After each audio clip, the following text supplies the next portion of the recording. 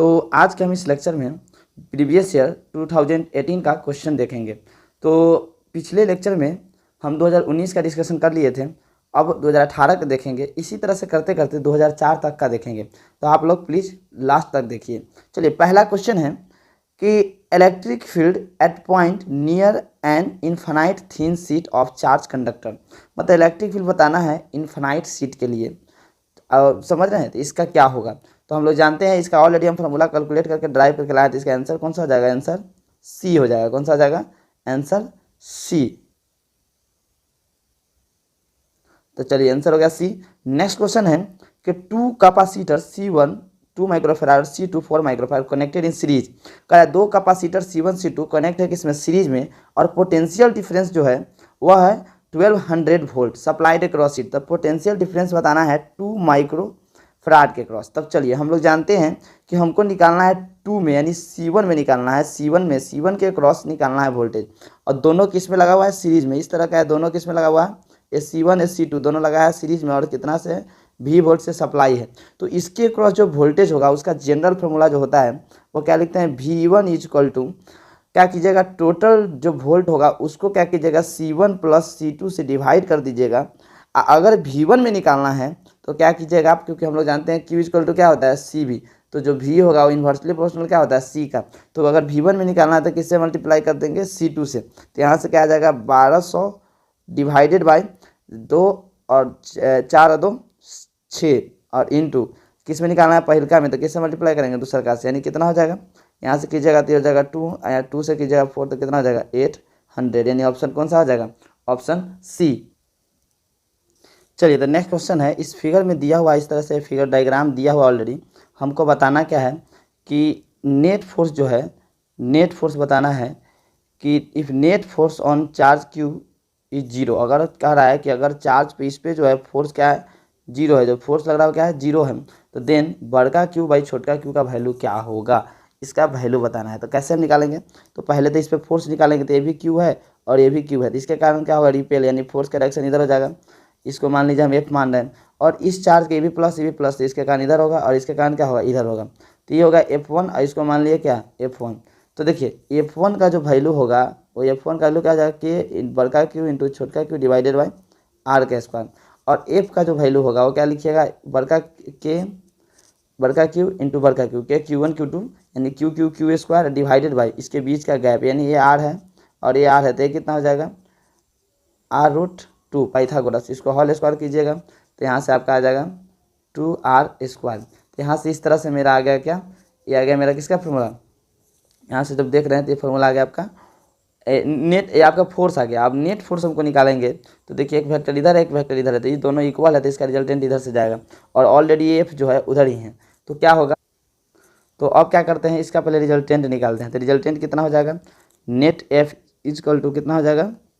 F तो ये वाला है ही, मतलब KQ small Q by R square तो है ही, और ये जो दोनों है F1 जो देख रहे हैं F1, ये दोनों क्या है?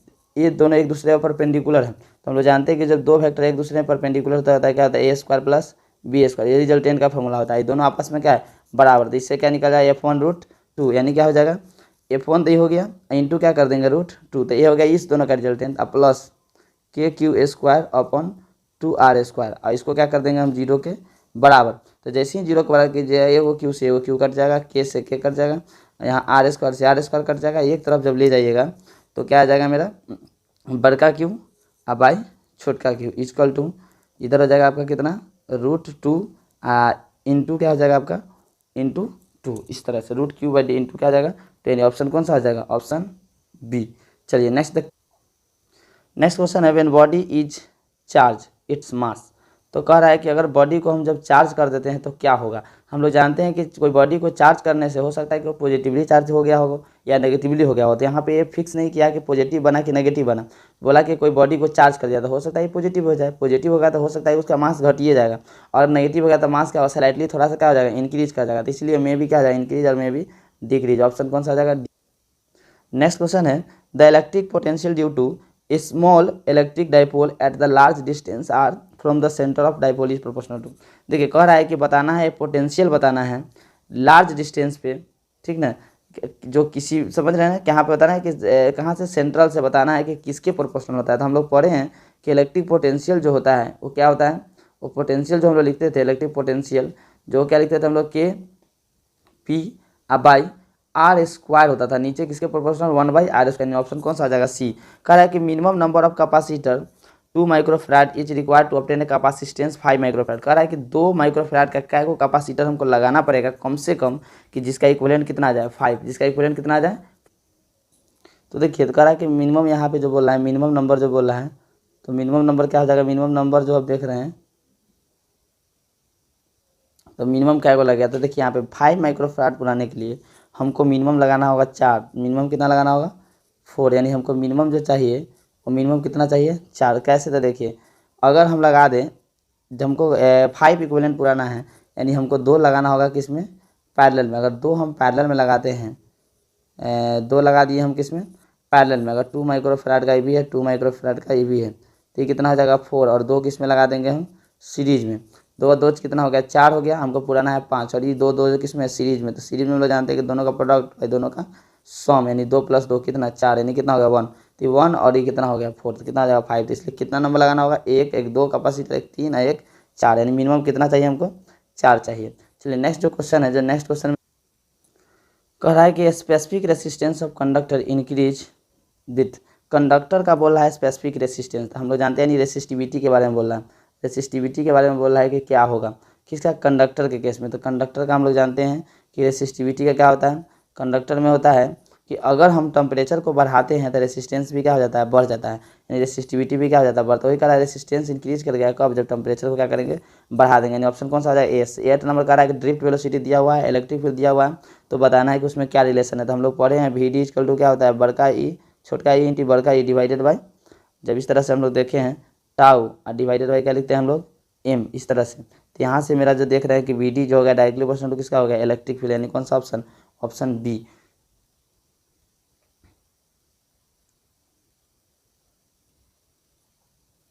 नेक्स्ट जो क्वेश्चन देख रहे हैं, नेक्स्ट क्वेश्चन कह रहा है,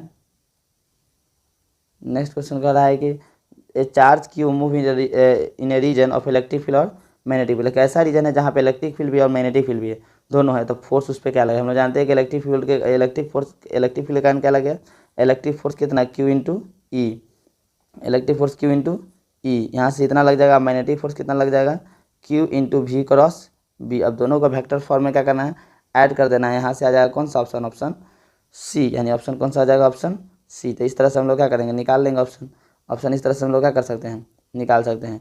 तो नेक्स्ट क्या हो जाएगा बताइए, नेक्स्ट जो हम लोग देख रहे हैं, नेक्स्ट क्या हो जाएगा, a bar magnet of magnetic moment M is cut into 2 part of equal length. कह रहा है कि बार मैग्नेट को क्या किया, 2 इक्वल पार्ट में काट दिया, तो बताना है कि मैग्नेटिक मोमेंट क्या होगा। ठीक है, अगर उसके लेंथ को काटा है, क्या किया, उसके लेंथ को काट दिया। एक बार मैग्नेट है, इसका लेंथ अगर एल है, तो अभी मैग्नेटिक मोमेंट कुछ है।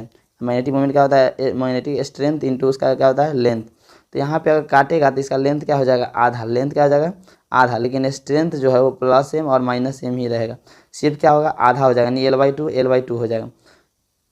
यहाँ से क्या कि प्लस एम है तो एक अपने आप क्या हो जाएगा, यहाँ पे माइनस एम क्रिएट हो जाएगा। तो इस तरह से लेंथ क्या कर दिया, आधा कर दिए, तो इसका मैग्नेटिक मोमेंट भी क्या हो जाएगा, आधा हो जाएगा। यानी ऑप्शन कौन सा आ जाएगा, ऑप्शन बी, यानी ऑप्शन कौन सा आ जाएगा, ऑप्शन बी हो जाएगा। तो इस तरह से हम लोग क्या कर सकते हैं, उसका बता सकते हैं कि कौन सा ऑप्शन होगा। चलिए नेक्स्ट जो है, नेक्स्ट क्वेश्चन देख रहे हैं कि dimension formula for 1/ε0 E² is identical to किसका है। नहीं, हम जानते हैं कि ये क्या है, एनर्जी डेंसिटी का फॉर्मूला है। तो ये पूछ रहा है कि किसके बराबर होगा ए। चलिए देखिए, इस सर्कुलर कॉइल है जिसका रेडियस आर है और carries current I, the magnetic field at its centre is B. कह रहा है कि रेडियस आर है, करंट आई है, तो उसका मैग्नेटिक फील्ड सेंटर पे कितना है, बी है। That what distance from the centre on the axis of the coil the magnetic field will be B/8। कितना डिस्टेंस पे होगा, कितना B/8 होगा। तो इसको हम सॉल्व कैसे करेंगे, तो पहले सेंटर पे निकालेंगे। सेंटर पे क्या होता है, म्यू0 I अपॉन, इस तरह से हम लोग लिखेंगे इसको क्या, 2r। इस तरह से हम लोग इसका लिख दिए। कहाँ पे निकाले, उसके सेंटर पे निकाले। अब हम आपसे बोल रहे हैं कि चलिए अब बताना कहाँ पे है, हमको किसी डिस्टेंस पे बताना है। तो डिस्टेंस पे कितना है, उसके B/8 है। तो उस पर जो फार्मूला लिखते हैं वो क्या लिखेंगे, म्यू0 I अपन ऊपर में r² डिवाइडेड बाई, नीचे क्या हो जाएगा r² प्लस x², यही x का वैल्यू निकालना है, 3/2, और यहाँ पे 2। अब क्या करना है, जो यहाँ पे बोला है कि जो b का जो फार्मूला हुआ, ये b कितना हो गया, b डैश जो दिख रहा है b/8 हो गया, कितना हो गया b/8। तो b जो है इतना है और उसको 8 से क्या कर देंगे डिवाइड, यानी क्या हो जाएगा म्यू नॉट I/2r, डिवाइड करने कितना से 1/8 से equal to mu naught I r², 2 into r² x² के पावर 3/2। तो यहाँ से देख रहे हैं हम लोग क्या हो जाएगा, म्यू नॉट कैंसिल, और यहाँ से क्या जाए 2 से 2 कैंसिल, और यहाँ से जैसे ही सॉल्व कीजिएगा इसको पूरा इक्वेशन को, तो आपका जो रिजल्ट आएगा वो कितना आ जाएगा आपका 3√3r, यानी ऑप्शन कौन सा आ जाएगा, ऑप्शन सी आ जाएगा। चलिए नेक्स्ट क्वेश्चन जो हम लोग देखते हैं, नेक्स्ट क्वेश्चन है dipole moment is a vector quantity directed from, magnetic dipole का जो होता है डायरेक्शन कैसे होता है, हम लोग जानते हैं कि प्लस m और माइनस m, तो ये पोल स्ट्रेंथ होता है। तो क्या होता है नेगेटिव टू पॉजिटिव, नेगेटिव मतलब क्या होगा साउथ, और पॉजिटिव मतलब क्या होगा नॉर्थ, यानी क्या हो जाएगा south pole to north pole, south to north, option A. तो इस तरह से हो गया। अब नेक्स्ट जो है wire of magnetic dipole moment m, एक वायर है जिसका मैग्नेटिक मोमेंट डाइपोल मोमेंट कितना है m है, और उससे पूछ रहा है कि बताइए, और लेंथ l है, उसको बेंड कर दिया किसके सेमी सर्कुलर शेप में, किसमें सेमी सर्कुलर शेप में, सेमी सर्कुलर शेप में उसको क्या कर दिया बेंड कर दिया। मतलब क्या कहने का मतलब हो गया कि इस तरह से उसको बेंड कर दिया। तो एक l लेंथ को अगर बेंड करेगा, सेमी सर्कल बनाएगा, तो इसका बाउंड्री कितना हो जाएगा पाई r इक्वल टू l, तो r इक्वल टू कितना हो जाएगा l/पाई। तो यहाँ से रेडियस आ गया। हमसे पूछ रहा है क्या कि बताइए कि न्यू मैग्नेटिक डाइपोल मोमेंट क्या होगा। तो डाइपोल मोमेंट का फॉर्मूला जानते हैं, स्ट्रेंथ इंटू उसके दोनों इंड के बीच का डिस्प्लेसमेंट। यहाँ से दूरी कितना हो जाएगा 2r, और यहाँ पे क्या करेंगे हम m, और 2 के जगह पे 2, और r के जगह पे क्या रख देंगे हम l/पाई, यानी क्या हो गया m हो गया, और l इंटू 2/पाई, यानी क्या हो गया m इंटू l को क्या बोलते हैं बड़का m, यानी क्या हो गया 2m/पाई, यानी ऑप्शन सी। यानी ऑप्शन कौन सा आ जाएगा, नहीं ऑप्शन क्या आ जाएगा 2m/c, यानी ऑप्शन कौन सा आ जाएगा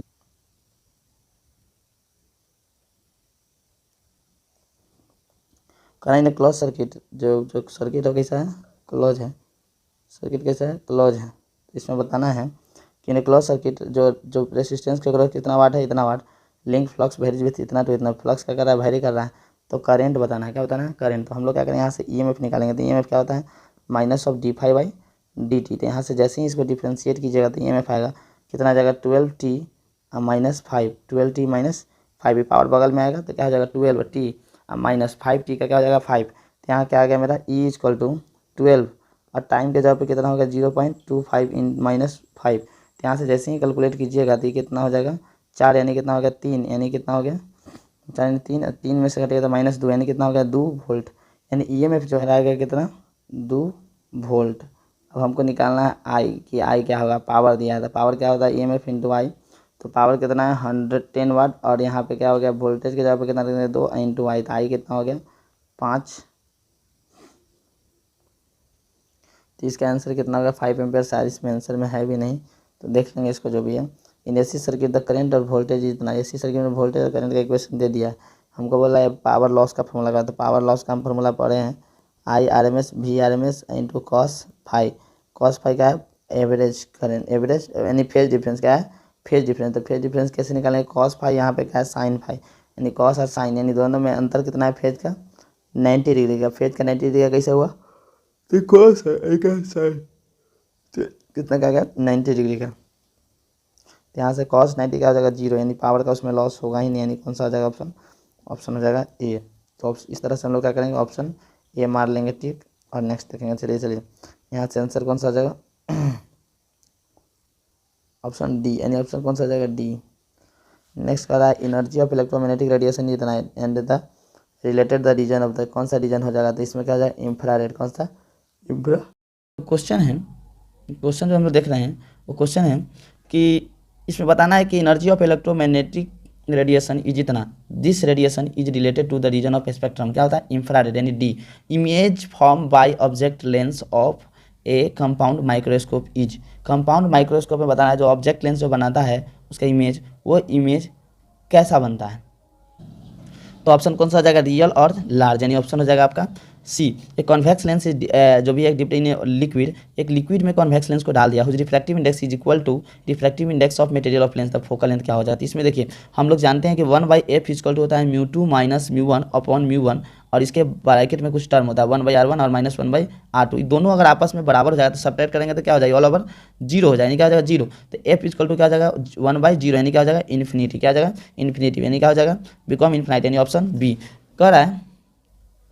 नेक्स्ट क्वेश्चन है, यहाँ पे कह रहा है कि critical angle for light moving from one medium to another medium is theta, the speed of light in medium one is भी, the speed of light in medium two क्या होगा। तो हम लोग जानते हैं कि क्रिटिकल एंगल जो होता है वो साइन थीटा इक्वल टू हम लोग क्या लिखते हैं 1/μ, और म्यू का जो फॉर्मूला होता है वो क्या होता है, इसको जब लिखना होगा हमको म्यू को जब लिखना हो तो म्यू को क्या लिख, तो म्यू को क्या लिखेंगे, देखिए वहाँ पे म्यू जो होता है क्या होता है speed of light in medium, यानी क्या हो जाएगा इस स्पीड जो लिख रहे हो किसमें लिखेंगे वैक्यूम में, टू किस में लिखेंगे हम लोग किसी मीडियम में। तो मान लेते हैं हम इसमें जो है इसको लिखना चाहें तो ऊपर में हम क्या लिखेंगे स्पीड किस में होगा v2 में, यानी v ऊपर में जो स्पीड होगा किस में हो जाएगा।